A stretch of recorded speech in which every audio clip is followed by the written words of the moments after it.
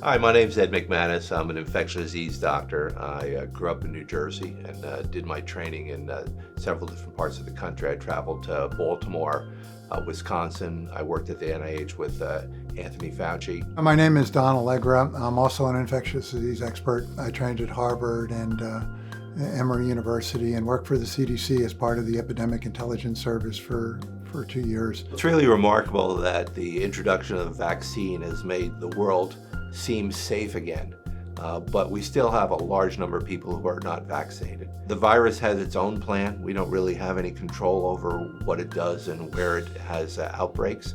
And every day it seems like we have something that's changing in what our recommendations are. So I think we really have to be very much on top of it, depending on what your itinerary is. If you go to Japan or China, you may have to quarantine for 2 weeks. And if you have a 3-week trip planned, to be in a hotel that they designate for 2 weeks and not be able to leave it is going to really affect your travel plans. Going to the Caribbean is international travel. When you go to stay at a very fine resort anywhere in the world, but particularly in the Caribbean, the people who work there don't live at the resort with you. They live in the community. And you'd be surprised at how poor the immunization practices might be in some of those countries that are really a developing part of the world. It's a different situation than it was in 2019 before we had COVID. So I think that that's a unique risk specific to countries too, because there's a wide variety of situations in different countries. Some are very well vaccinated and some are not, and I think that would affect the risks.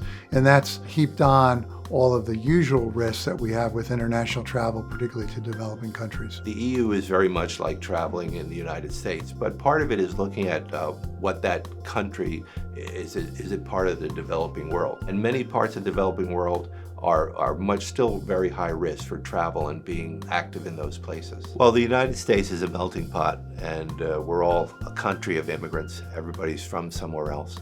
But after you've lived here a while, you're from here. We find that many travelers don't realize that when they go to their home country, they're now from here, and they have a whole different group of risks. All the immunity and the protection they had from growing up there is lost after about a year. So they really have to be more cautious when they travel to their home country. Those vaccine clinics, when you come back, if you have an illness, they refer you to us. And we're more comprehensive and are available for that pre-travel evaluation from a medical standpoint and the return travel evaluation. In ID Care, we're really individualizing it.